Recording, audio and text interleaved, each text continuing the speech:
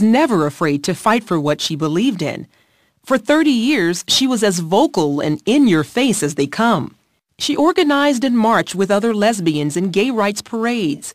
And as editor-in-chief of Venus magazine, a national gay and lesbian publication, she wasn't about to change. Until something happened at a gay pride event that she'd never expected. In 2003, I was in Chicago at a gay pride event. In the middle of this beautiful park, I just took a panoramic view.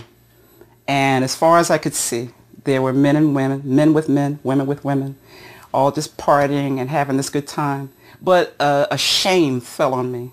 I felt so out of place. I knew something spoke in my spirit that this is that road that is leading to destruction, and you're on it. It took several years to come to terms with this vision, and during that time, Cothran continued to publish her gay and lesbian magazine. But she couldn't escape the message she'd heard that day in 2003. I kept myself busy with marches and activism and magazine publication and appearances. I always at that, in the still of the night, when everything is over, you're just tired and everything is over, there's still that little voice. You're not right with God. Cothran says she longed for peace, but even in the midst of a long-term relationship, she felt intense loneliness. She'd grown up in a Christian home and had come into the lesbian lifestyle at 19 after several bad relationships with boys. I didn't want anything to do with men anymore. I was away at college, and of course that was a whole new world. Yeah. And in that world there were many, many women who were attracted to me.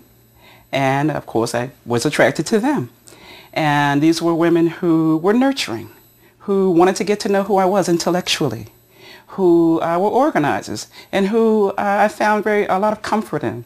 And it felt good. It felt right. But by 2006, it didn't feel right anymore. Then in June of that same year, a local pastor called Cothran regarding an article in one of her publications. She didn't know anything about Cothran's life and proceeded to talk to her about God. I said, what are you going to do about your life? I said, you need to get your life together. So she says, well, I'm in the life. I said, yes, I know. That's why I'm talking to you. I said, but you don't have to stay in the life. You can be delivered today, right now, right where you are.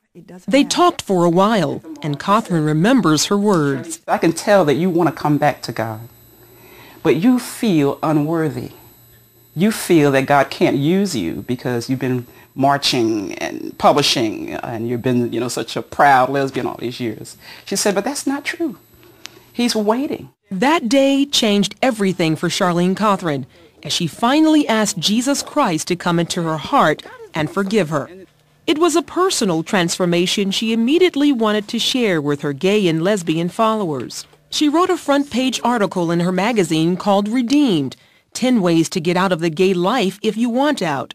When the Lord saved me, I knew that everything would change. All of the editorials in my publication, the mission of the magazine has changed. We're going to be calling people out of homosexuality. Most of the response from the gay and lesbian community has been fierce and negative.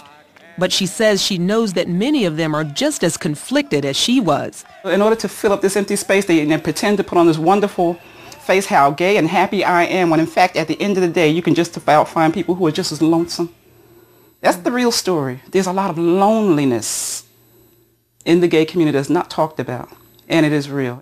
But there has been positive feedback as well. Cothran says she gets lots of emails from people who say they struggle with homosexuality and want out. I know people probably ask you, do you still have feelings for women? Are you dating a man? I'm living a celibate life. And I am so focused on spirit right now. I have no urges for anyone, man or woman. With a new outlook about herself and life, Charlene Cothran is still on the front lines of the gay rights battle. Only now she sees it as a spiritual fight to lead others to the freedom she's found. Our mission now is to educate and to turn people away from the homosexual lifestyle simply by presenting the truth. We simply want to have people to question what they've learned through the pages of Venus magazine over the past 13 years. Prior to Cothran's conversion, Venus circulated about 35,000 copies per issue, which ran 4 times a year.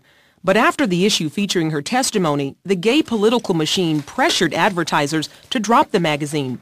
and gay pride events and college campuses no longer subscribe. But in her own words, Cothran has no regrets about her change.